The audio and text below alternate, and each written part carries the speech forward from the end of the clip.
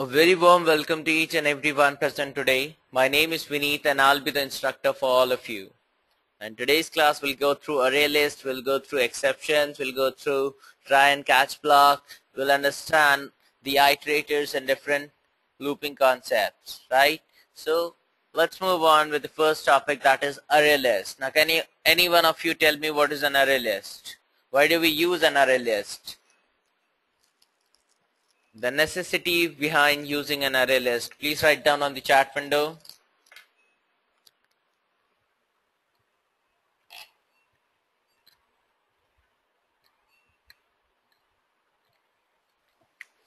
Kunal said to simplify the storage of data, okay? Gaurav says array is a collection of data. Shukesh says grows dynamically. That's absolutely correct. It grows dynamically. Okay, that was the major necessity.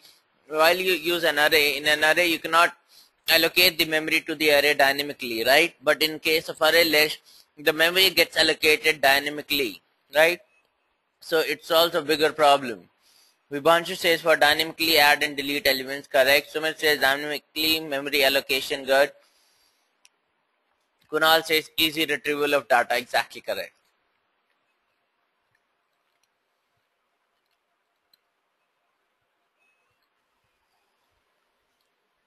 Now we come to ArrayList class, using which you can use an ArrayList. So the ArrayList class is a concrete implementation of the list interface.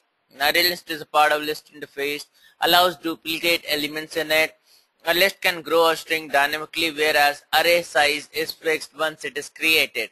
That was the necessity. While you use an array, the size of the array is always fixed. But when you talk about ArrayList, in that memory allocation is dynamic, so you can increase the size anytime you want, okay? If your application does not require insertion or deletion of elements, the most efficient data structure is the array. Okay, so remember this. Now ArrayList class, it is java.util.arraylist, that is the library that you need to import. Element data, that is right here. The size was 5, so it is 0, 1, 2, 3, 4. The index in Java starts from 0. Sumit says, what is list interface? Okay. First of all, I'm sure you are aware of our interface. Now, ArrayList class is actually a part of list interface. Okay, list interface implements all of these things, right? So that is what is written. Now, in 0 position, I am putting Ravi.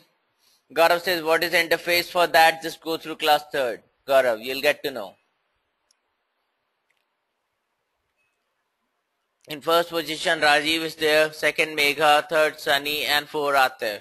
Okay, so you can store elements in the indexes right here. Now, methods in ArrayList. Now, when you create an ArrayList, you can implement many methods that are present in that. Like to add an object, you have the add method. Boolean, you pass the object in that. No, this one, and in add particular index, if you want to add the object, you'll mention the index right here, you'll pass the element. Now, this is Boolean, that is, when you add the object, it will return a Boolean value, either true or false, according to the adding of the object. Add all, in this you can pass the entire array list and it will be added to all the elements will be added to your array list when you use this function, that is add all. Gaurav says method is just like function. Now make it clear, Gaurav. Method is the general name, okay? Now if a method is returning a value, that is termed as function. If a method is not returning any value, it is termed as procedure. So these are 3 different names for the single thing depending on the return type, right? Now get is used to get an object at particular index. Set is used to set an object at particular index. Remove to remove an object from an index. Like Iterator is to traverse through the array list. ListIterator is also used for the same thing. Index of gets the index of a particular element. Last index of, that means the previous index of that element. Integer index. Last index of is the last element, okay? Index is in this, you will pass the object and you'll get the index of the object. Int size gives you the size of the array list, and void clear will clear the array list, right? So these are the different functions. Sumit says, what does Iterator do? Iterator is used to traverse through the array list. Whenever you need to access the elements, you can use an iterator, you can use a for each loop, you can use a for loop. All these loops can be used. Iterator is also kind of loop, right? Don't worry, we'll come to iterator as well. Now, array list insertion. Now in that you create an array list like this, ArrayList class, mention the object name, new array list. Now how to add the elements? Simply use the add function after the name of the ArrayList dot add. You pass rows. Since you are adding string elements to it, you put double quotes in that. Okay. Now Lily, Jasmine, Rose, etc. Now you wanted to remove an element from the second position, so you write ArrayList.remove and you pass 2 in that, so it will remove the element. That is, can you tell me which element will be removed when I pass 2 in that?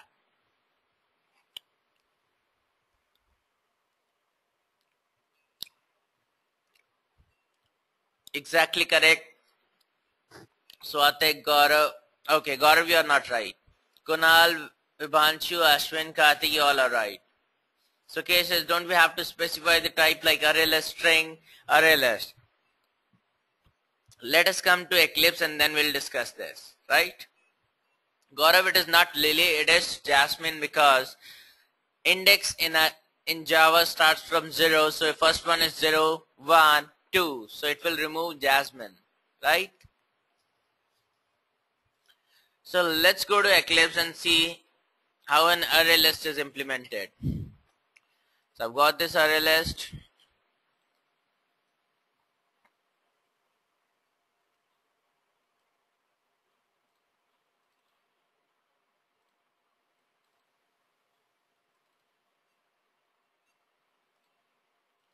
Just give me a minute.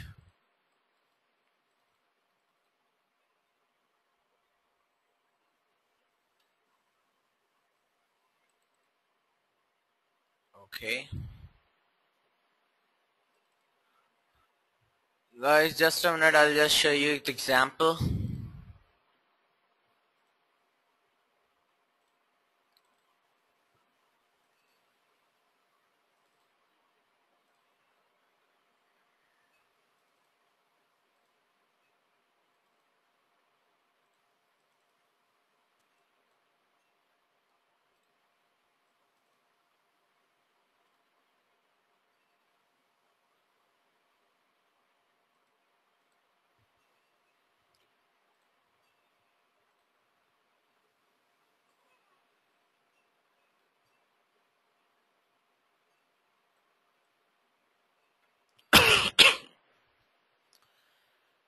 Just a minute, I actually lost my codes where I placed it for you. And this happens sometimes, not always.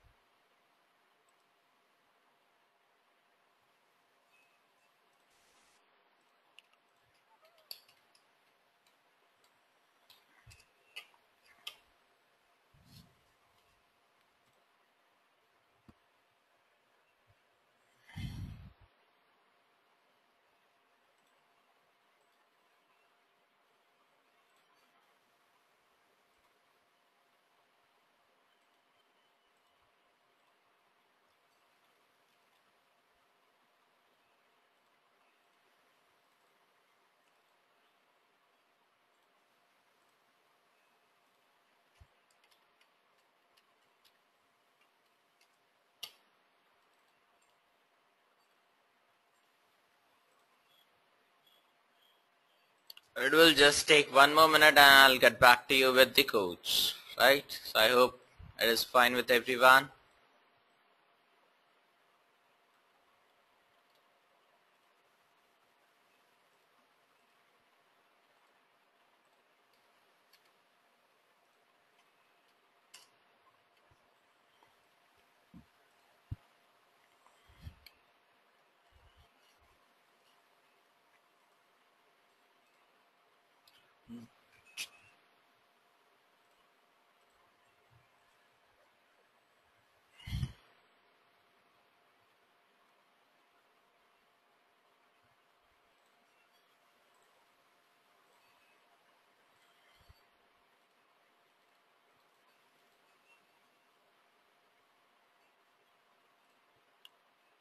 Okay then, we have our codes now.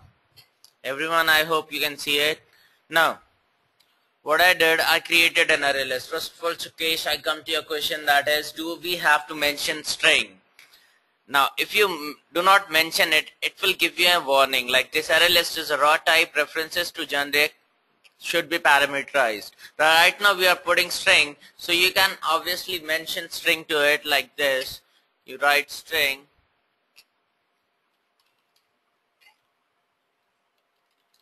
okay, so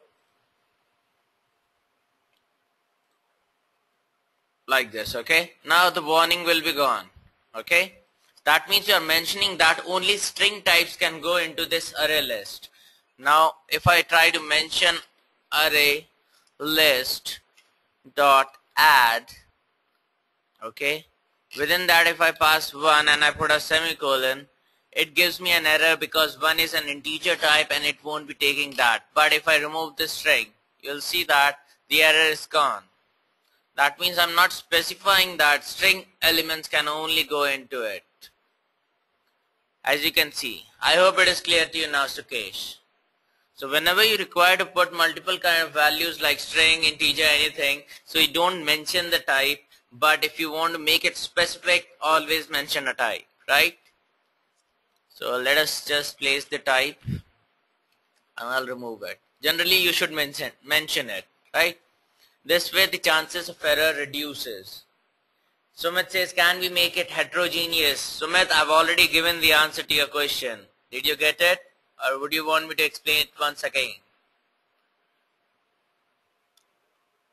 The heterogeneous part, you just have to remove this type and you can make it heterogeneous. Integer can go into it, string can go into it, or any other data type that you want to put, right? Now, so we added 4 elements and we are removing the second element from here using the remove method. And finally, I'm using an iterator, okay? In this also you need to mention the type, that is it is a string type. How to use an iterator? Simple thing. Write iterator, make an object of that, mention your array list, that is array list right here, dot, you mention, call the iterator function, that is iterator with brackets. Finally you run a loop like while loop, iterator dot has next, this is the function that you need to use, that will get the next elements one by one. You convert that element to string and it's saved in element right here, okay, and you can finally print it. When I run this code, I'll get Rose, Lily and Rose, because Jasmine was deleted from the array list. Everyone, are you clear how to use an array list? This is the way, a simple way how to create an array list or a new array list. Finally, you add the elements using add function. You remove it by using remove function. You can simply run a while loop to have it. Or if you want to use an iterator, simply you can run the iterator and using has next function, you can go to the next elements. Everyone, let me know if you are clear with it. We'll understand iterator in the later part of the class as well. Right now I'm talking about the array list itself. Can we stop duplication of data that is being stored? So Satvik says, yes, you can do that. For that, whenever an element is entered to the array list, you need to check the array list itself, and if that element is present in the array list, then you should not allow it to enter that. Okay. Kunal says, iterator, the function, it's not clear. So we'll come to iterator once again, don't worry, I'm talking about the array list right now. Are you clear with that? Why there is 2 display elements, Ashwin says. 2 display elements? I didn't get your point, Ashwin. And only 1 output. Output is 3, the comment. Okay. Okay, Bhanu says he's thinking about the comment. Don't worry about iterator. As I said, everyone skip the iterator for now. Let me know, are you clear how to use an array list? I'll tell you how to use an iterator. Don't worry. Okay, I understood. You're talking about the display elements and display elements. You're saying that 2 display elements are there and there's only 1 output that is coming. It should come twice, right? But iterator is what? It gets attached to the array list. You have an array list, something like a bottle or anything, and there's an iterator attached that is fixed to the first element. So using a function that is has next, you move on to the next element and get the element from there, then the next, like that. What we are doing, we set an iterator to the array list. Now finally, while has next, that means if there is a next element present, it has to go into the while loop and you get the next element using iterator.next, and you convert it into string and save it in the element and you print that element. Are you clear now? It is not coming in next line because I'm simply using print. If I use println, it will come in the next line. Rose, Lily and Rose. Ashwin says yes. Kunal says clear. What about the rest of you guys? Are you clear with iterator as well? Because I've explained it right now. Please let me know, guys. Everyone, write down on the chat window. Gaurav says yeah. Satvik says yeah. Banu says yeah. Clear. Vanshu, Rama, Satvik, Ashwin, Akash, Shilpa. Everyone says yes. Very good then. Coming back, how to trace the element of array list. There are 4 different ways like iterator, ListIterator, for each loop and enumeration. Okay, we'll be using enumeration in later part of the class. I'll show you iterator, ListIterator will be your assignment, and I'll show you a for each loop, right? Now let's understand. I'll make you understand everything, but ListIterator implementation will be your task, your assignment, and you have to post it on the community after doing that. Make a small image for that, post it, or you can directly comment the post of ListIterator and I'll see it, right? Now iterator is an interface that is used to traverse through the elements of collection. Now ArrayList is a kind of collection, right? Now it traverses only in forward direction with the help of methods, that is has next, next and remove. Iterator has got 3 methods. One is has next, which returns a boolean value, that is whether there is a next value present or not. Next will get you the next element, and remove will remove that particular element, right? So I hope you have understood. It only goes in the forward direction. You have only has next present in an iterator, right? Now displaying the elements using iterator, you make an object of iterator right here. You set the iterator on the array list, okay? After that, in the while, you know that has next returns a boolean value whether there is a next element present or not. So within that you pass the condition iterator.hasNext. If it is true, it goes inside, you get the element in an object and finally print the object, right? As soon as hasNext returns a false value, it goes out of the while loop. Now everyone, I've shown you the example as well. Are you clear with an iterator? Why we are using to string, the elements were in string type only, Sumit says. Okay, I'll just remove it. Okay, that was just to show everyone that you can do as well. This will return a string type only. Okay, is that fine, Sumit? Vanu says, can you show the remove function in iterator? Instead of getting the next, simply call the remove. These are all your these are all your experiments, okay? You need to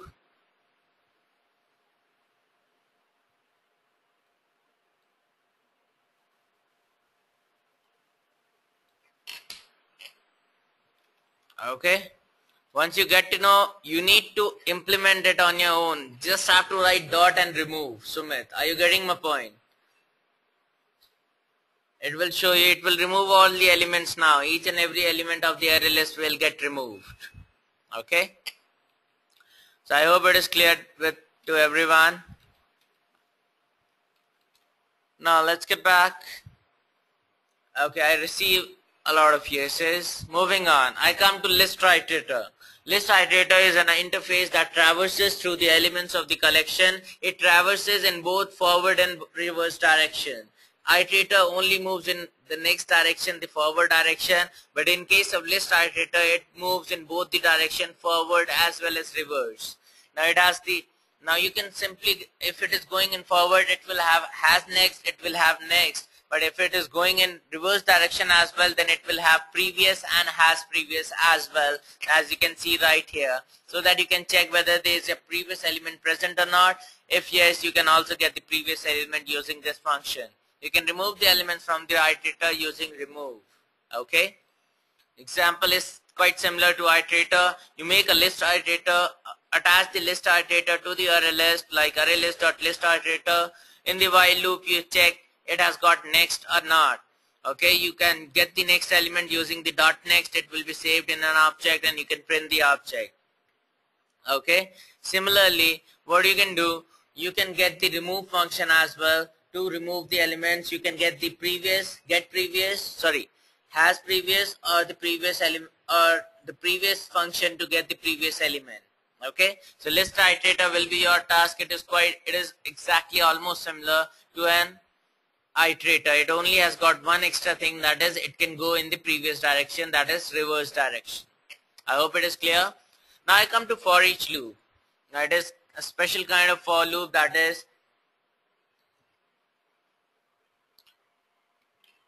okay, list iterator dot set, you pass object in that. Do it and you'll get to know Sumit. Okay, that is why I said it is your task. Now for each loop, it is an action similar to for loop. It traces through all the elements of array or array list. No need to mention the size of the array list. That is the benefit in for each loop. You do not have to give the size. The syntax is you write the for keyword. It is the for each keyword. Now in that you mention if the array list of string type, then you'll mention a string. You create a string variable, and after that you mention the name of the array list. So it will iterate. It will go through the elements of array list one by one on its own. So type of data stored in array list, name of the array list. So let's see the example for a for each loop. I'll just show you in this itself. So write for, you have your for each loop. So keyword is for right here.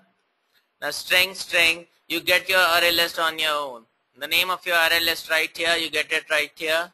Now within this, you simply, all your elements one by one will be stored in this variable, so you can simply print it out, system.out.println.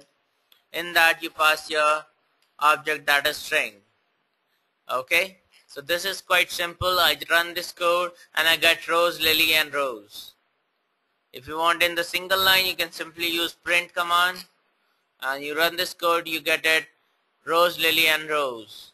Okay, if you want to add some space to it, you can do that like this. Run this code and you get rows, lily, rows. Everyone, are you clear with for each loop? Please write down on the chat window. Banu says clear. Sukesh, Satvik, Sumit, Shilpa, Kunal, Karthik, everyone says yes. Good.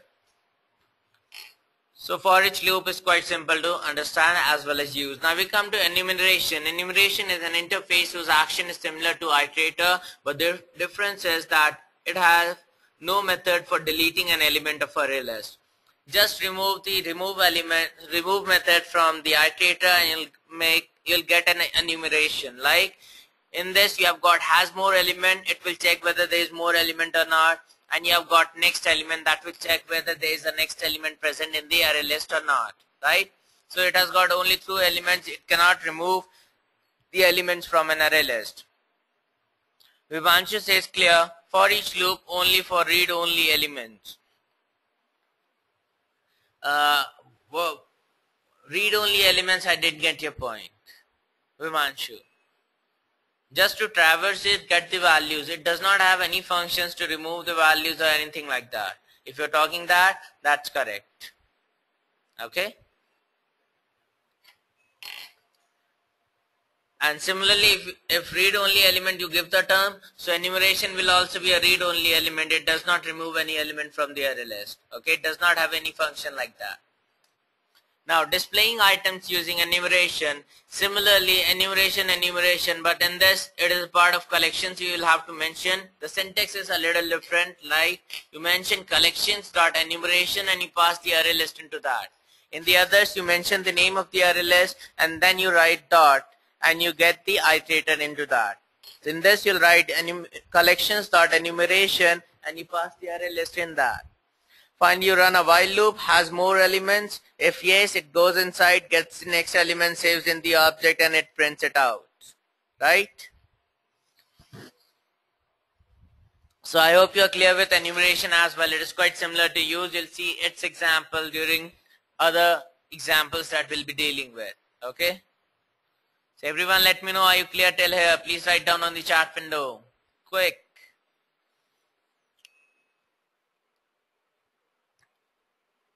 Okay, most of the people have said clear and the rest of the people does not want to say anything. Okay then. Now we come to hash maps. Now the hash map is a class which is used to perform operations such as inserting, deleting, locating elements in a map. Okay, so you create a map. Within that you can place your elements, you can delete your elements and you can locate the elements in that particular map. The map is an interface, map keys to the element. Maps are unsorted and unordered. Okay, you put the element that is you first put beneath, then other elements like Sumit, Satvik, Shilpa, Sukesh, like that you put it. But when you print it out, you can receive any random order. Okay, because map are unsorted and unordered. Okay, Rajiv, you can come up with your question anytime. You don't need to ask me. Okay. Now map allows one null key and multiple null values. First of all, in map, two values go in pairs. That is, first one represents the key and the second one represents the value. So it goes in key value associated with key. The value can be multiple nulls, but the key in key, only one key can be null in the entire map. Okay. Key acts as indexes and can be any objects. Using the key, you can get the value of the hash map very easily. Okay. Now, the methods in a hash map. It will be quite similar, just the language would change. It will be similar to ArrayList, like put. To put an element into the hash map, you pass the key, you pass the value. Second, enumeration keys. Okay, you get the next key, you get all your keys using enumeration. Elements will get the element. Object get will get the object using the key. Boolean contains key. You'll check whether the object is present in the Boolean or not. In the ArrayList, in the, what was it? Hash map, sorry. Now, contains value, it will check the value. This one was for key, this is for remove an element, this is for size, and this is to convert string, right?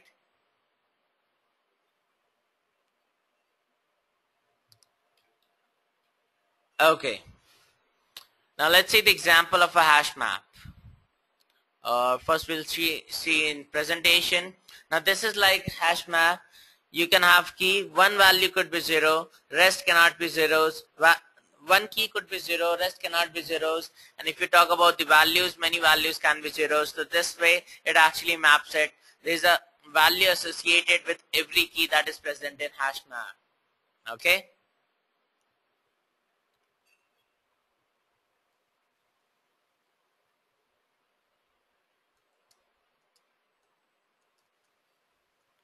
Now, this is how you actually create a hash map. Hash map equals to new hash map. Putting the elements to hash map is like this. That is, you use the put element, you pass the key, and then you pass the value into that. So this way you are putting all the values into it, right?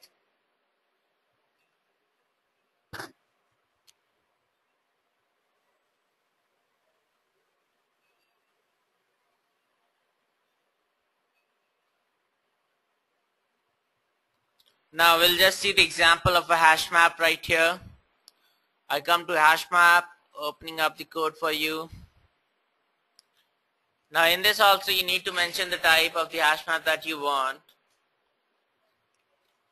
So if I just add the arguments to it, it will take the string arguments like this, right?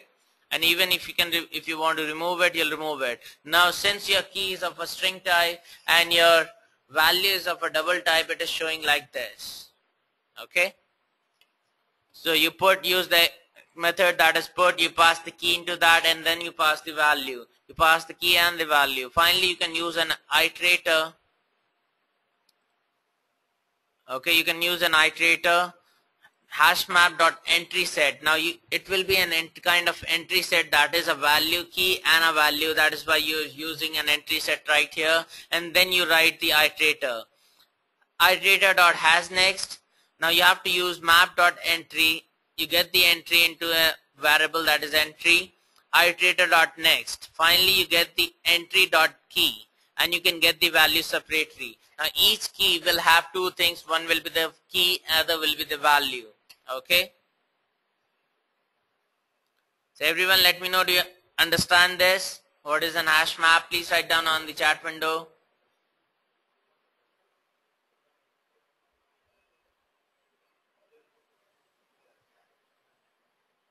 Please write down on the chat.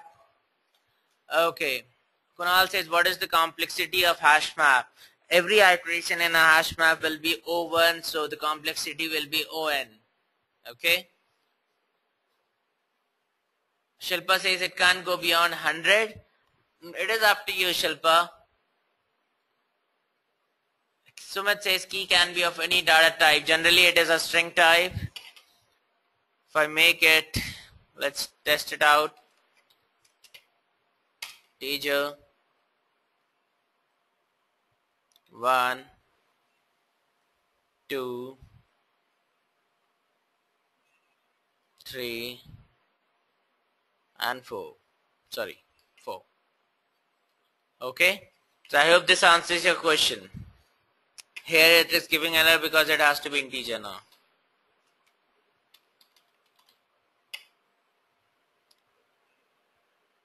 Okay, Sumit. So okay, I'll just repeat it. Hash map, you declare an hash map right here. Now hashmap.put will insert the elements. First is the key, second is the element, like this. You set the iterator to it, hashmap.entry set. Now each will be a kind of set of key and value, so you'll have to use entry set. You call the entry set dot iterator. Iterator.hasNext. Now you'll save that entry set into each entry. So that is why I'm calling map.entry. Map.entry, I'm typecasting it. I'm typecasting the element that is coming from iterator.next, and I'm getting the key from that, I'm getting the value. So first of all, I'll show you the previous one, Control Z. Let's save it. I run this code and I get the answer Krishna, Vishal, Ankita, Gurinder. Now as you can see, it is not ordered. Right? We are putting Ankita, Vishal, Gurinder, Krishna, but the order is Krishna, Vishal, Ankita and Gurinder. So it is unordered. Hash map is unordered. It is unmapped. Okay? Everyone, are you clear with it? Please write down on the chat window.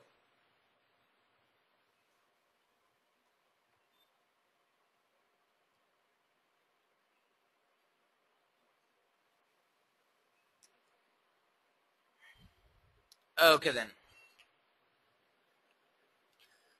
Okay, Kunal, regarding the complexity of hash maps, I'll post a small post on that, on community. Just join the community and you'll see a post on there. Okay? And let me just note it down or else I'll forget. Last time I actually forget one thing. It was complexity.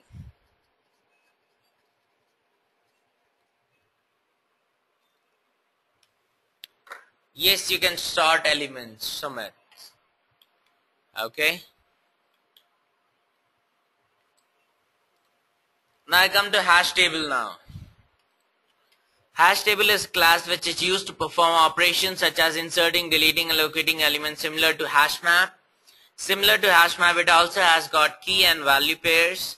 It does not allow null keys and null values. That is the difference. It does not allow null keys and null values. The only difference between them is hash table is synchronized, whereas hash map is not by default. Okay. Now if you see the methods of a hash table, you'll find that object.put, you'll pass the key, you'll pass the value to it. Enumeration, keys, elements, get, same kind of methods that were present in a hash map. Right?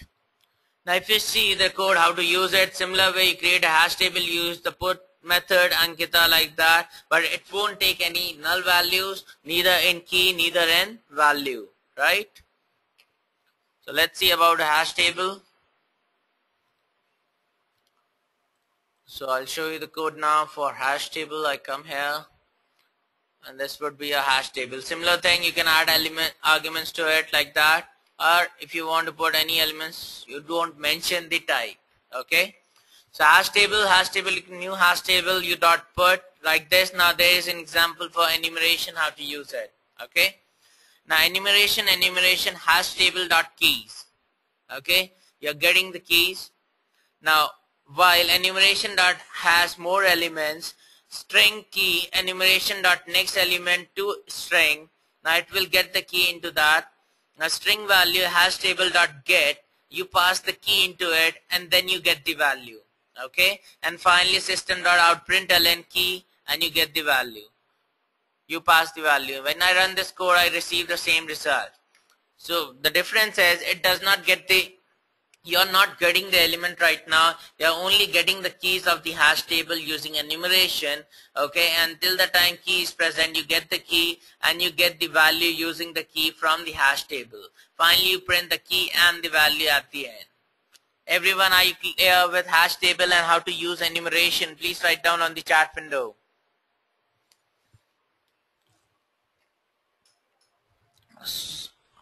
Satvik says yeah, Vivanshu says clear, Shilpa says yeah, Satvik says yeah, Bhanu says yeah, Sukesh says clear, thanks, you're welcome.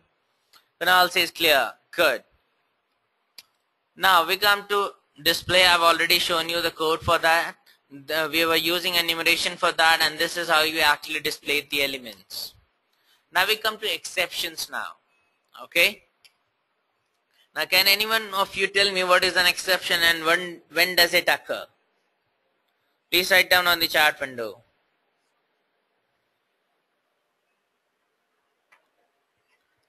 Any one of you, what do you think is an exception and when does it occur?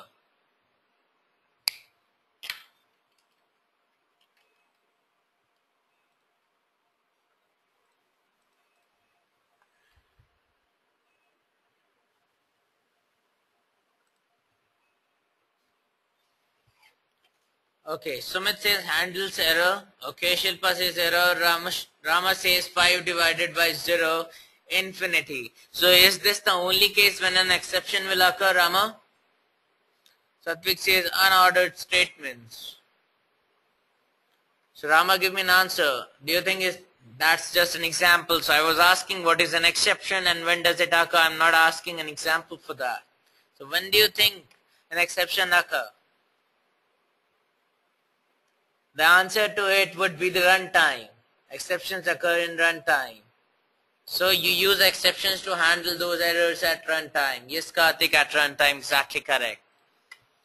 Now, exception handling. Exception is one that stops the execution of the program unexpectedly. The process of handling these exceptions is called exception handling, right?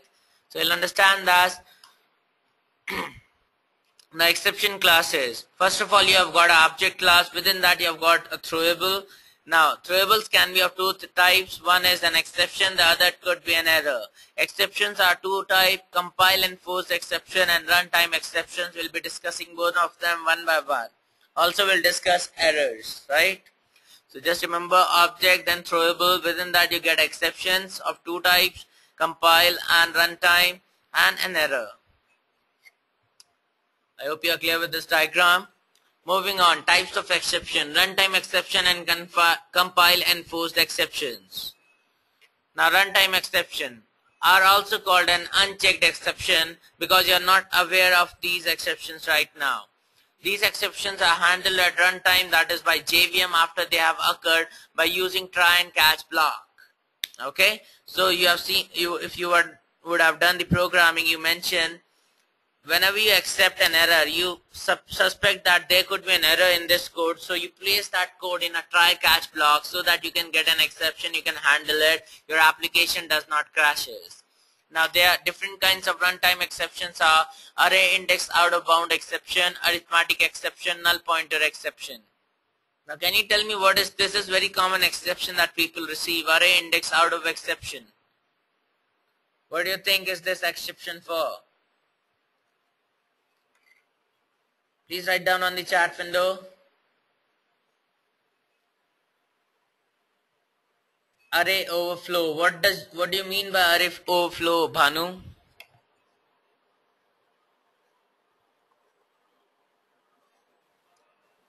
Explain me in simpler terms so that I can understand what is an array index out of bound exception. Karthik says array size. Sumit says when we try to access elements that are not there in the array. Yes, when we pass an index that is not present in the array. The index size of the array was 5. So the index was from 0 to 4. And what we do, we pass the index as 5. So which is not present, hence it will give me an array index out of bound exception. Bhanu says referencing to an index more than size of array. Yeah, that's correct. Now compiler-enforced exceptions are also called checked exceptions. These exceptions are handled by Java compiler itself before they occur by using throw keyword, like input-output exception, file not found exception. These kind of exceptions are called compile-enforced exceptions, and they are checked by Java compiler itself. Okay. Now exception handling mechanism. Exception can be handled in 3 ways: by using simple try block, by using catch block, and using the finally block. These are the 3 different blocks that you can use. We'll discuss how to use each one of them one by one. Yes, Sumit, we'll come to that. Okay. Now try and catch block. Try is, you write the try keyword, you open up the braces, within that you place something, the code in which you accept that you suspect that there could be an exception, there could be a runtime error. Okay. Now catch block will have you'll catch the exception. If the exception occurs in the try block, it will directly go to the catch block and it will execute a particular thing that will handle the exception. That means that will prevent your application from crashing. Okay. Like try catch example, you have a class that is try catch, public void main string integer y equals to 0. You use a try block, in that you write system.out.println 5 divided by y, which is an actual exception. Now can any one of you tell me which exception would it be? Just think over that. Now whatever exception that was, when it occurs, it will directly go to the catch block. The exception has been registered here, and you are printing the statement that is system.out.println divide by 0 exception. Yes, Karthik, that's correct. It would be the arithmetic exception. Yes, Sumit, that's right. So let's see an example of try and catch block.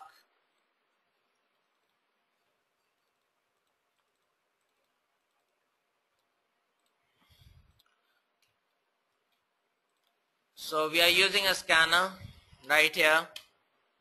I'm sure you are aware of scanner. A scanner is used to get the elements. Sumit says no. It is because you missed the class, right? Now Sumit, scanner is used to get an element, to take an input from the user. So what I'm doing, I'm making an object of scanner. I'm mentioning system.in. That means the input will be taken from keyboard, and finally I'm printing an element statement that is enter a number. So the user will get to know that he has to enter a number, and I'm getting the number by using the scanner object that is sc.nextInteger. Okay. Now in the try catch block, if y is equals to 0, that is the number that I'm passing. If y is 0, yes, Sumit, that's right. System.out.println 5 divided by 0, it will come here and it goes directly to the catch block. Now if it is not equals to 0, it comes here, system.out.println exception has not occurred, to see exception enter 0. Again it is asking a value. Okay, this time when you enter 0, it directly comes to the catch block. Okay, and it will handle the arithmetic exception, and it will display a message that is divide by 0 exception. So when I run this code, I get a message that is enter a number. I enter 5, I press enter. I have exception has not occurred, to see exception enter 0. I write 0 now, and I enter divide by 0 exception. Okay, you can also print your exception, that is you pass E and you run this code, enter number, simply pass 0. This is the exception, Java language arithmetic exception divide by 0. Okay. Now let's see. Now this time it is actually handled. Okay. This situation is being handled by the catch block. What if I remove the catch block?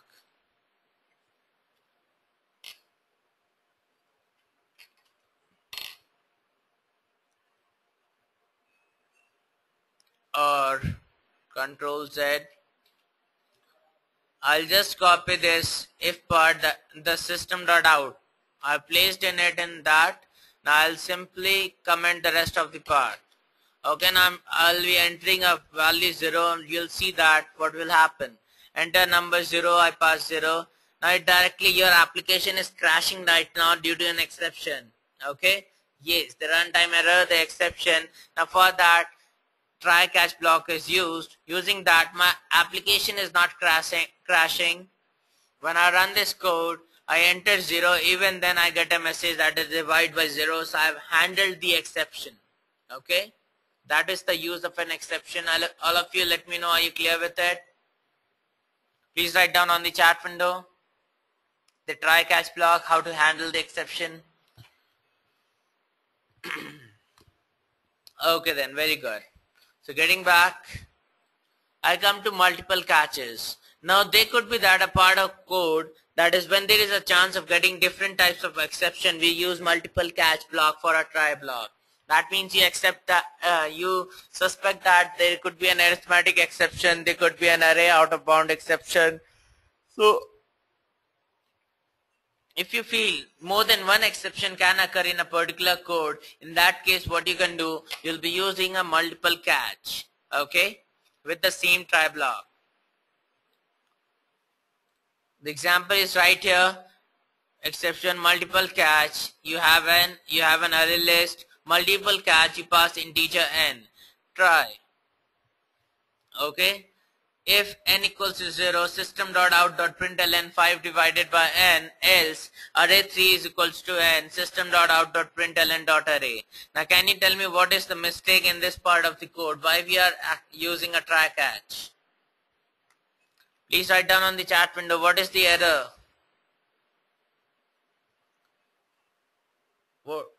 Out of bound arithmetic, exactly. Here I am passing 3 as index, but the index of the array can only go up to 2, right? Finally, I have a catch block that is catching the array index out of bound exception and arithmetic exception divide, that is divide by 0, divide exception. Okay. So I come to Eclipse now. We'll see the example for multiple catch. I have a class that is multiple catch right here. So multiple catch array, this will be the constructor for multiple catch. Now in that I am using try catch. If n equals to 0, then system by 1 it will come here, else array 3 equals to n, system out of bound, you will print the array. You are trying to print the array, so we are catching two kinds of exception. Now in the main, what we are doing, we created two objects, okay, of multiple underscore catch class, and in that we are passing values 0 and 5. First the 0 will be passed, which will call the first one, and 5 will go to the array index out of bound exception. So I run this code and I get the result, Java language arithmetic exception and Java language array out of bound exception. Now we are getting the exceptions itself because we are passing the exception itself, it is printing the exception that occurred. Are you clear now? So we are using multiple catches to handle two different kinds of exception. Everyone please write down on the chat window, are you clear with it? Okay.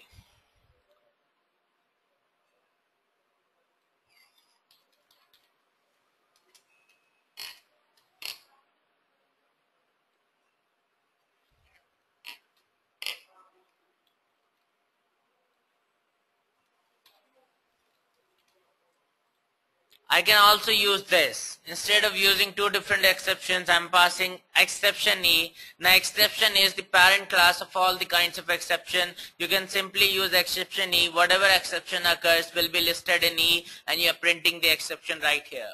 Okay. Sumit says alright. So I hope you have understood it. Now we come to the throw keyword. Okay. Now throw is a keyword which is used to catch the subclass of an exception class.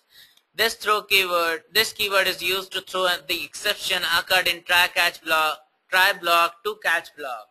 Right? For example, you have the try block, you are throwing an exception, throw new exception underscore class message, so it will directly come to the catch block and it will catch the exception. Okay? Like for example, you have a class that is student integer ID and string name. This is the constructor of the class. Now in the try, if student ID is 0, simply throw an exception that ID cannot be 0, else system.the ID of the name ID of student is student ID. Okay, whatever exception, if it is 0, whatever exception it throws, it will directly come to catch block and it will print the exception, right? In the main class, what I'm doing, I'm creating two objects of student, and in the first one I'm passing 0, and in the second one I'm passing 1. Let's see here. Throw keyword.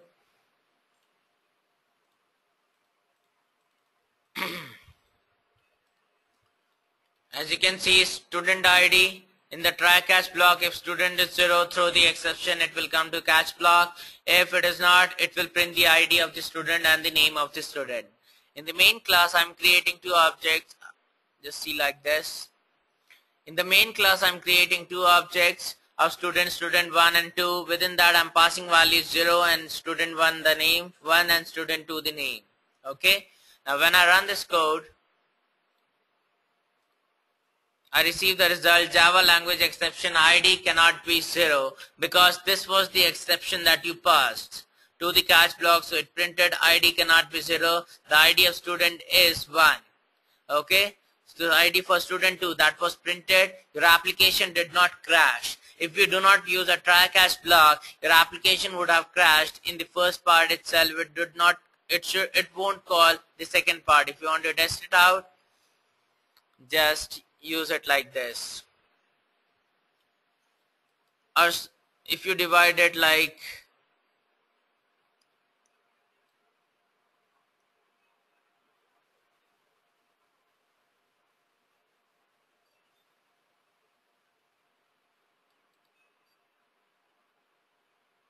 I'll remove the try and this part. Okay, and I'll remove this. I don't want to throw an exception.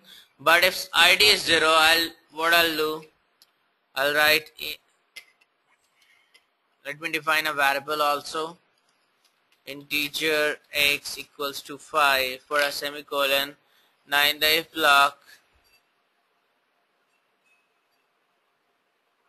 block, I'll write x divided by 0, put a semicolon.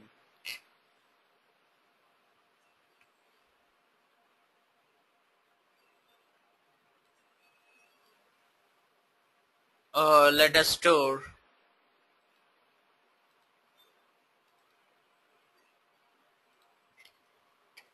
integer y, int y, put a semicolon, and that what I'll do, I'll make y equals to 0 and I'll divide x by y.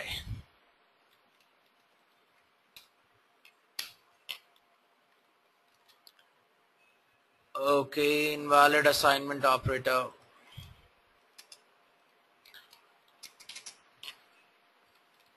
Right, now I'm doing an exception else this. So let's run this again. So as you can see, it does not print the second part because or directly write student ID. Okay, so everyone, I hope you're clear, because in the first part itself we received an exception, so your application crashed there and then it does not went to the second one. But if you handle the exception, it will print this entire thing, your application won't crash. Okay, so I now run it once again and it is fine now. So everyone, are you clear with it? Please write down on the chat window. The throw keyword. It is quite simple to use. The exceptions are quite simple, yet very important in your program if you want to check whether you're if you want to put a check on your application on exceptions. Okay. So moving on, I come to throws keyword. Throw and throws keyword are different. Throws is a keyword applied to methods for which an exception has raised during its execution. Okay, now it is actually used with a method. You declare a method that return type method name throws exception underscore class. So whatever exception it is throwing, you'll be doing that. Now, if you suspect that in your method there could be exception that can occur, so you can also handle the exception using the throws keyword.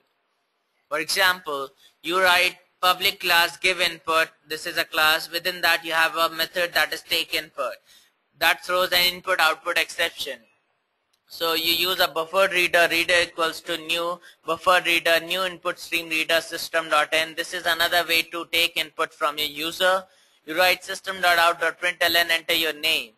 Now you get the name and you save it in the name variable. System.out.println, your name is plus name. Okay. Now package come throws keyword main public static void main throws IO exception. Now you're calling the method that is give input equals to new give input dot take input. You're calling this method. You made an object of give input class and you're calling the method that was defined in that particular class. Okay, so we'll just quickly see the example for this. We come to throws keyword now. Source, package, give input and the main. Now first of all I come to the give input class right here. You create a give input class, you use take input method, you set a throw input output exception. Okay, if I remove it, it will give me an error because whenever you use a buffered reader, you'll be, Karthik says buffered reader and scanner both are same. They are not the same, they are different, but they are used for the same purpose. Sumit says I cannot follow this PL. Okay, you won't be able to follow it because you haven't read what is buffered reader. Okay, this is one another way to take an input from a user like scanner. So you write buffered reader. Buffered reader is a class. You create an object of that. You create new buffered reader. Now buffered reader actually takes an input that is input stream reader. Okay, you create an object of input stream reader and then you mention that you are taking the input from a keyboard, right? And it has a method like read line to read the line, that is a string type. It has got a method that is read. Now it actually generally throws the input output exception. So always whenever you are using a buffered reader, you'll be using buffered reader using try catch block, or you'll be using like this, using a throw input output exception in take input in a method if you're using it, right? So that is why I've used throws input output exception. Now here also, since I'm calling the method, I have to mention that in the main method as well. So I'm using throws input output exception. Here I'm creating an object of object of give input class, and I'm calling the method that is take input. I save this file, I run this code, I get in, enter your name. My name is Vineet, so I enter it. Your name is Vineet has been printed. So it runs perfectly fine using the throws. Now 45 is also, it is taking a string because I'm using the read line. Read line will take whatever is written on the console window. Let's try to get an exception. So actually it is taking each and everything as that. Let's do it as read.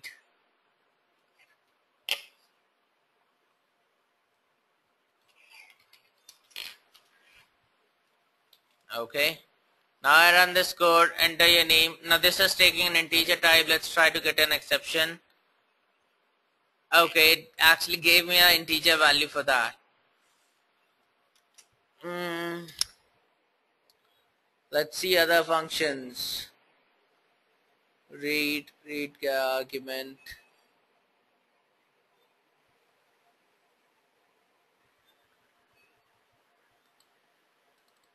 Let's try this.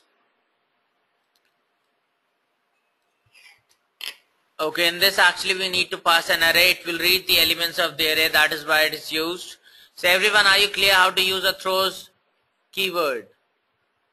That is, it is used with a method. Always you use a throw keyword with a method, so that if there is an exception that occurs during the execution of that method, it is handled by that particular exception that is followed by the throws keyword.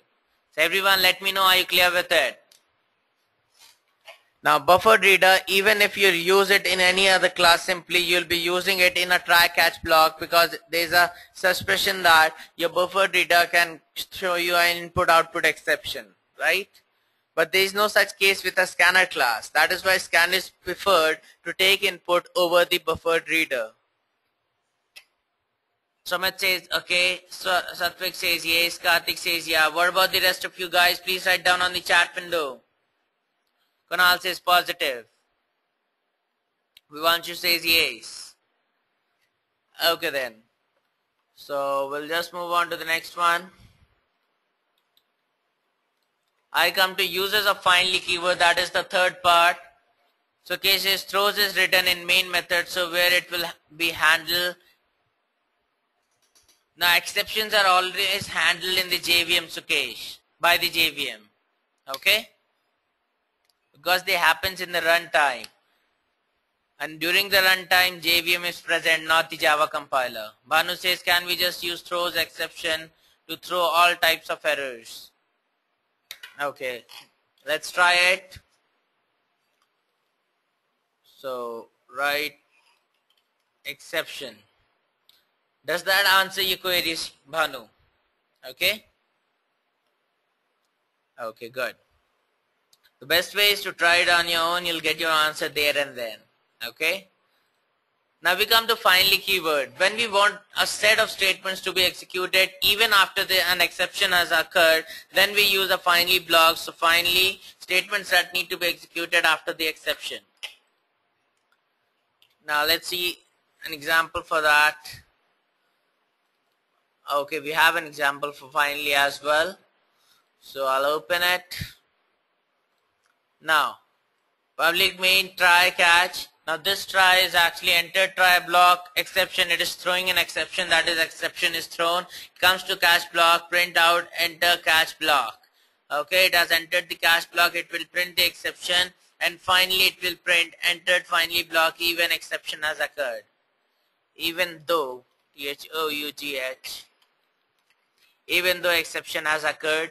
Now finally keyword can be used that whatever you want to execute even after the exception has occurred, you'll be placing it in the finally block. Okay. So are you clear with finally block? Please write down on the chat window.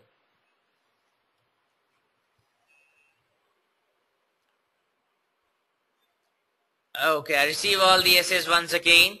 It is quite simple to understand. So you are quite clear with three things, that is try block, catch block, and finally block, the exception class, different types of exception, right?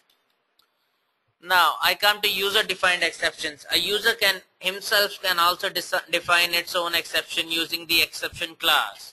So across built-in exceptions, user can also define his own exceptions. It can be done by defining a class that extends exception class and creating a constructor of the class user defined with string argument to print that message when exception occurs.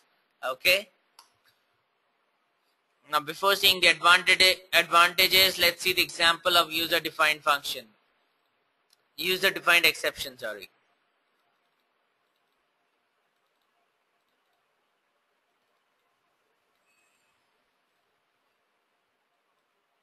Now we have got a grade class on the right. Please look here.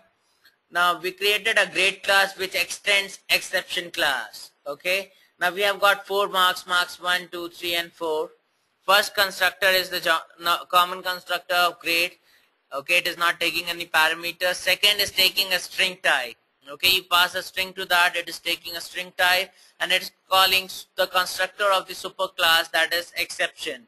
It's calling the constructor of exception class, and you are passing string to that. Okay, which will be shown as an exception at the end.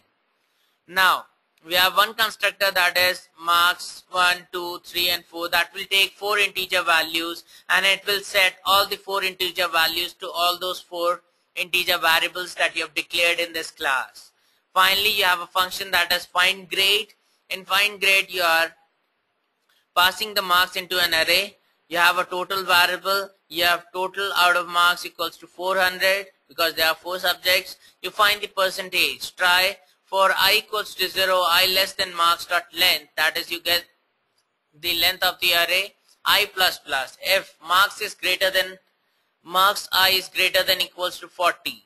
If the marks is greater than equals to 40, it will add it to the total. If it is not, it will come to the else block and it will throw new grade and it will pass sorry as exception. Now this sorry will be passed into this constructor. This is actually the constructor of this class, grade, and you pass this string. Now that sorry will be passed into the constructor of exception class, and this will directly come to the catch block, grade any. You can make it E as well. Now it is printing error plus any, you did not excel, you are failed. Okay, it will print this. If it is not, it will finally print you passed the examination. Now in the main class, what I did, I created the 3 object of grade class. I'm passing 3 different marks: 60, 70, 80, 14, 40, 40, 40, 40, 70, 60, 53, 76, and I'm calling the functions from all the 3 objects, that is find grade, and find grade. Now can you tell me the result of this? The code is right here. The condition is right in front of you. Can you tell me out of the 3 objects in which I'll receive an exception? I'm calling the function from 3 objects. Which one will give me an exception? Karthik says the first one.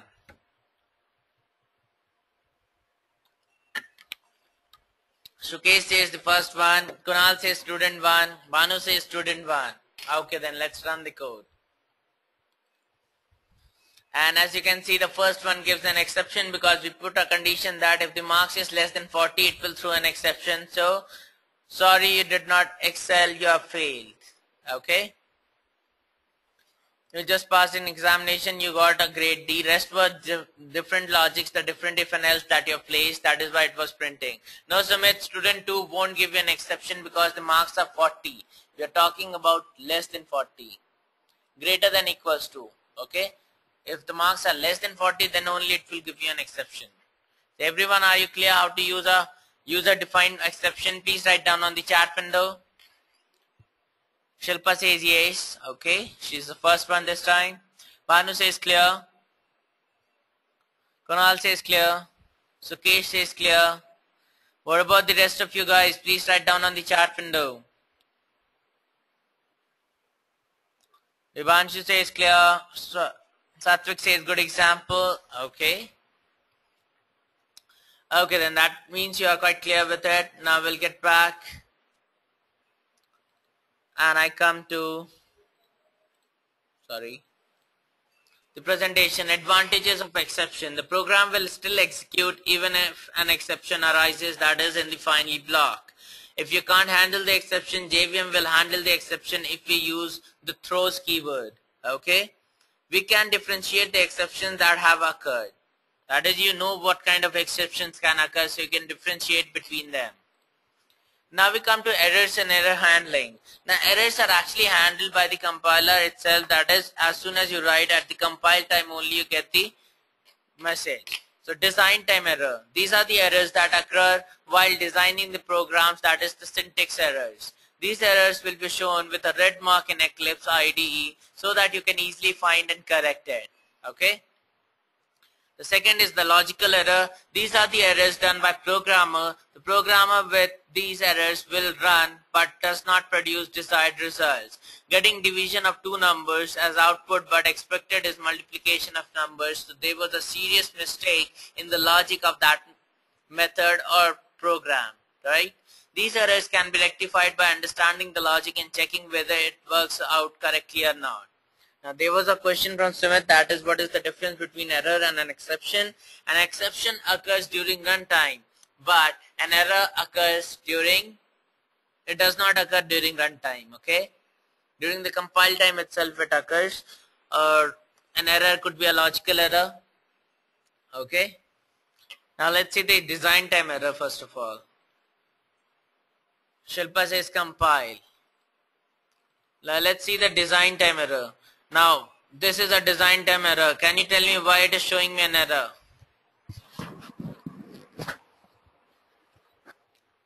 Please write down on the chat window. Why do you think it is showing me an error?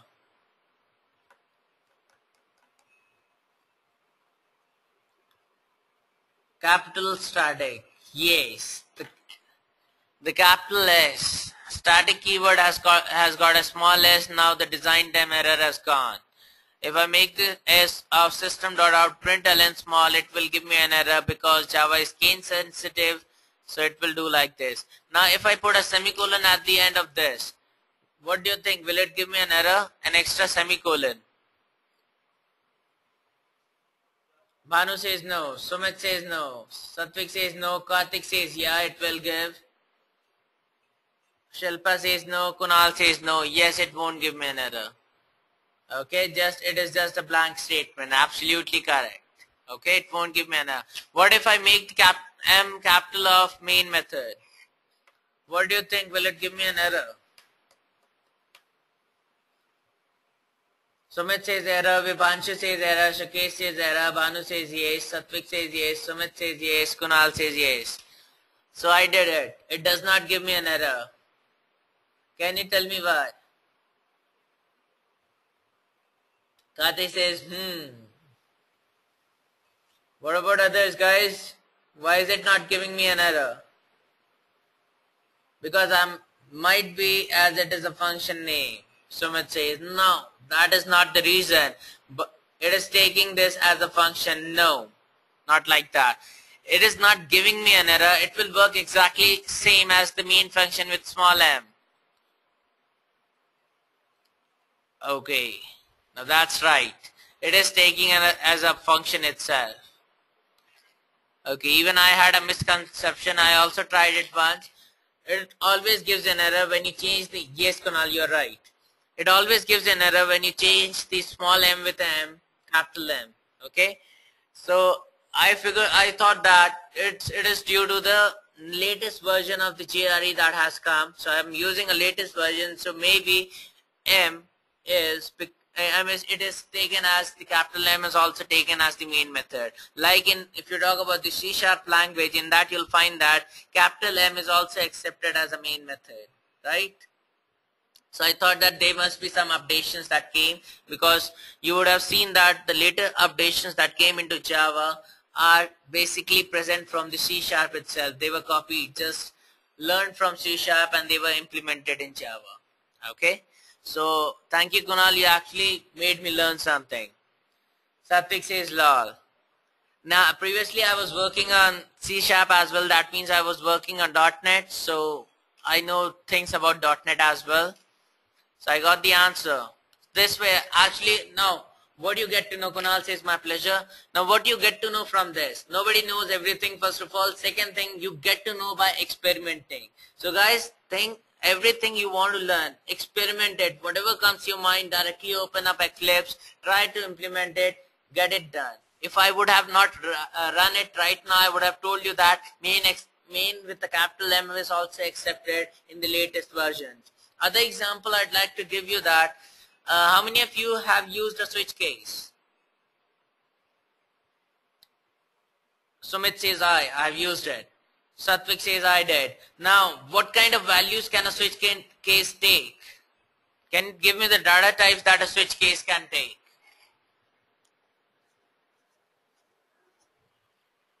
Satvik says, Sukesh says integer, Satvik says integer and char. Bhanu says any type, I don't think so Bhanu. Sukesh says enum, Sumit says any value that matches the case, Sumit says no.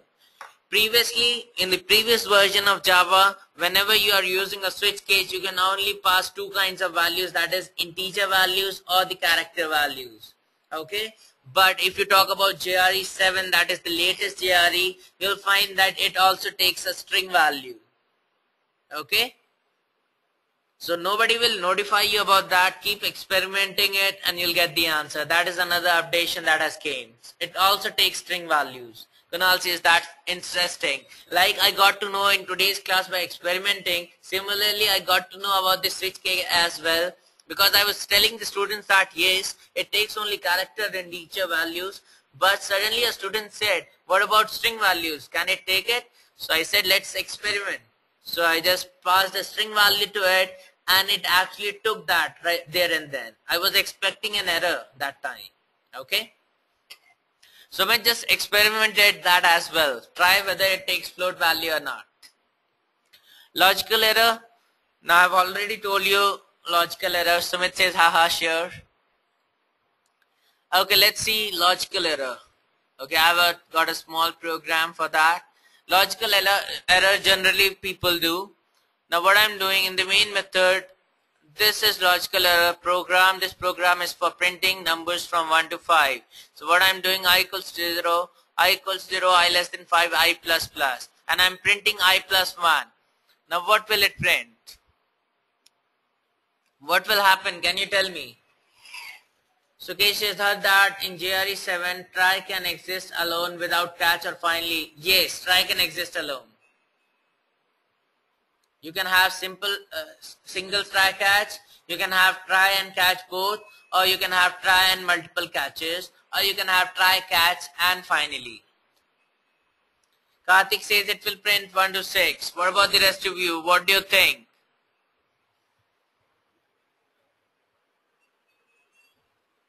One to 5. I don't think so, guys. Control F11.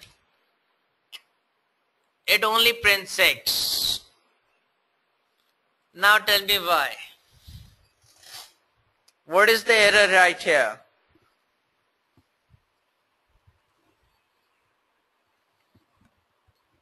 Semicolon after or, exactly, that is the logical error. The for loop is terminated right here. It will run till 5, but it is not printing. This is an independent block, so you can have any number of blocks in your program. If I remove this also, it does not matter because there is a semicolon. The for loop is terminated right after the for block. Okay, so everyone, this is one logical error. I hope you have understood it, and I hope that you have found this example interesting. Silpa says, oh. Samit says yes. Samit says yes. Silpa says yes. Satvik says with semicolon. Kunal says yes. Very good then. Okay, that was the final topic for today's class. I thought that there are more topics. Yeah, looking for such examples more. Satvik, actually, I'm running short of time these days. That is why I'm unable to post questions on Facebook community. But generally, I make questions and I post it on community itself. Right? So that all of you get to know that and you actually have discussion over it. Me telling you the answer is not the best thing. You discussing that question and then finding out the answer is the best thing. That is why I post it right there itself. So you can keep on looking for that. I'll try to post one question today. Okay, Sumit, I'll note it down. Satvik says, okay, thanks. So I've got 3 tasks from you. One is for complexity of hash map. I have to post it. According to Sumit, I need to post on native and volatile keyword. Native and volatile keyword. Anything else you want? Arthik says, is any .NET classes in Edureka.com? Right now it is not, but we are planning to launch .NET classes as well. Kunal says, are we getting certificate if we join after 3rd class? All of you regarding certificate, you'll be notified through your email. We'll send you an email and even the certificate will be sent to you through email itself. Okay? And Kunal, if you are registered for the class, did you register for the class in the starting? Shorting a hash table. Okay.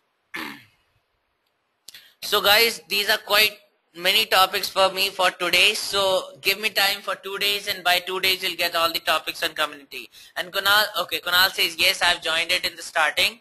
So you'll be receiving it. Okay. Shilpa says, I want to install ADT. Is there any more of these free classes? Now this would be the last class. Now for the next classes, you'll get an assignment. Okay, you have to do an assignment. You have to do a project, a small one. Anything, I'll post questions on community. And guys, there were questions on community already posted. Did you guys attempt it? Okay, Karthik says, explain about this keyword function. I showed you an example today itself on this keyword. This actually accesses the present element, the current element that is present. And this was present in user defined exceptions. Now you have a method, you have a variable marks 1, 2, 3 and 4 in here itself, and you have the variables here itself. So you're using this dot marks 1, this dot marks 2. That means the objects, the variables of this class will be accessed right here. That will be assigned. Okay, if I just remove this, if I change the names of this, I won't be required to use this keyword. Okay, Kunal says to instantiate an object variable. Yes, to instantiate, but the current variable, that is the important thing. Sumit says, won't we have any classes? We had 4 classes and I've covered till exceptions. Okay, the rest, the few more topics are present on community. Guys, if you want it, because this batch that was started, it was of 4 classes. I've completed as far as possible, and I'll send a post on community itself regarding the project assignment that you have to work on. You can post it on the community itself, the solution of that. Now when you are on community, you'll find certain assignments as well. I'll show you. You just have to search it. Like I posted a question here. Most of the, like Sumit actually had an interactive session on it. There are people who are passing questions on this. Like, okay, not this one, sorry. So now this 8 class, this is on database. Guys, if you are interested, search for this class and you can learn this concept. There must be a 7th class as well. Okay, these were previous classes that happened. That time the course was much bigger. Now 5th class, like this, you'll also find 6th and 7th class on this. Okay, if not, I'll just search it out. I'll post 6th and 7th class as well, so that you can learn threads and database. Learn that, and I'll post a project that in that you have to implement database, you will have to implement thread. Satvik says, is there any classes on Android? Okay, we have got classes on Android. There is a batch running for Android every week. Now if you want to enroll yourself, that is a paid course. Okay, if you guys want to enroll yourself, what you can do, you can send an email, or you can post it on community, or you can send me a message on community itself on my profile. Okay, you can get yourself enrolled in the Android classes, and in that you'll also make an Android application on your own. Kunal says, I have some problem regarding certificate. I mean, I was registered but could not attend the class from the beginning. This is my first class. Never mind, Kunal, you will receive it. If everyone will receive it, you'll also receive it, because you enrolled for this. It does not matter whether you attended the class or not. Okay, because we are not, it actually depends. Kunal says, I appreciate that, but it depends. I guess you all will be receiving a project to do it, and those of you who submits that project will receive the certificate. Okay, so we are yet to decide that. Okay, we'll let you know through emails. So I had already done my Android classes. Can I attend Android classes again? Sumit says. Are you done with the Android course completely, Sumit?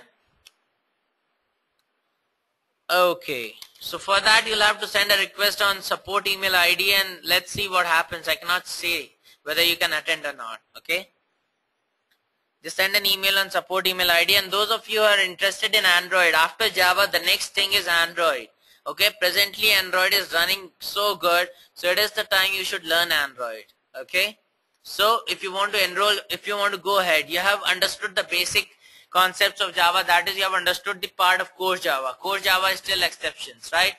you have understood that, that is more than enough to start with Android. So you can go ahead, take up the Android course and enroll yourself in that, right? Sumit says, what is the prerequisite for cloud computing? Sumit, cloud computing, the Hadoop course that we have launched, in that you need a concept of Java that you have learned today, because I'm providing Java classes to Hadoop course as well to the students who have enrolled themselves. Basically most of them are professionals in that. Now I'm providing Java classes first so that they do not face any problem. I'm teaching the same course that I've given you for free. Okay, so they are learning the same course. So similarly you can also go ahead for that. That was the only prerequisite that is required. Can you give me a Java development? Shilpa, I didn't get your point. Kunal says beginner book in Android. I'm not very aware of beginner books because I haven't read much books. Okay, Kunal, neither for Java, neither for .NET and neither for Android. I'm very sorry, I'm not very good with books and I don't like reading books. Okay, I go for internet, you find a lot of things. From where have you learned? I go for internet, I learn from teachers, I learn from my mates, that is the course mates or my colleagues. That way I learn faster. Okay, I cannot learn from a book. That is a limitation with me. If somebody teaches me, that is the best thing. I'll say, wow, that's good. But if somebody gives me a book and that you have to learn from it, I'll say I cannot do that. Okay? But books are good friends, Kunal. I'll just search for a book and I'll let you know. Okay? I'll ask few of my mates and if I get a good name, I'll let you know surely. You can definitely join our course and we'll make you perfect in that.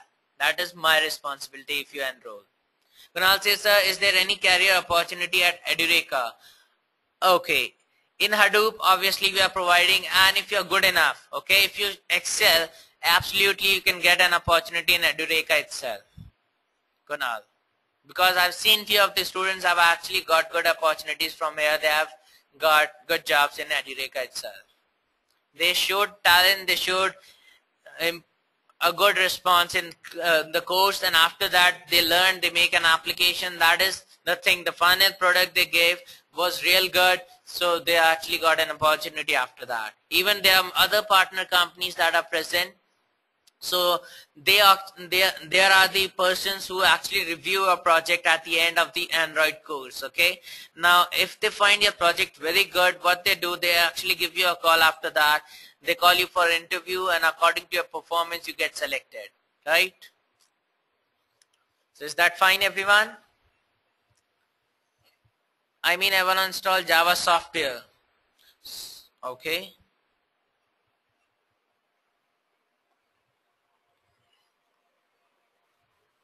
Okay, Kunal, Shilpa says, I mean, I want to install. Okay. For that, Shilpa, on the community itself, I posted the Android installation guide, or the installation guide, Java installation guide, sorry. So you can download that guide. That will help you to install the softwares. Now these are the assignments that I've posted. Jack and Jill, teachers. Okay. And people have posted solution, excelling Jonah.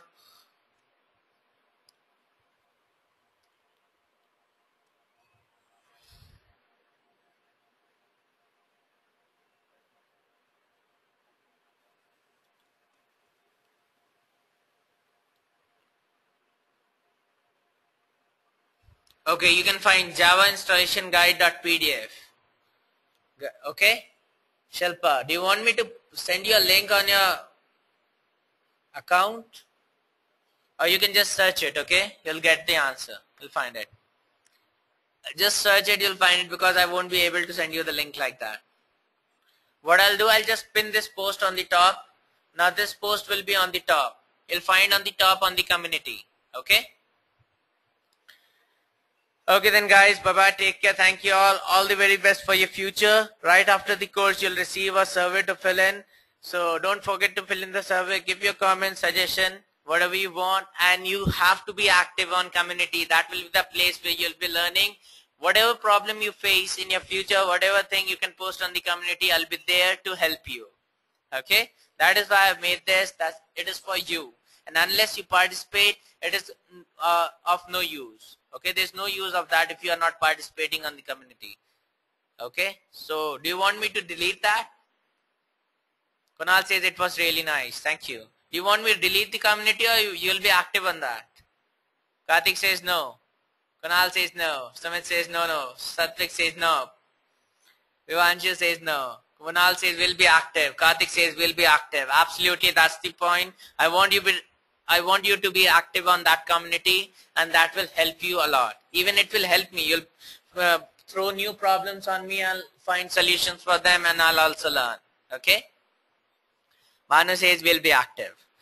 Okay then, guys. Bye bye. Take care. All the best.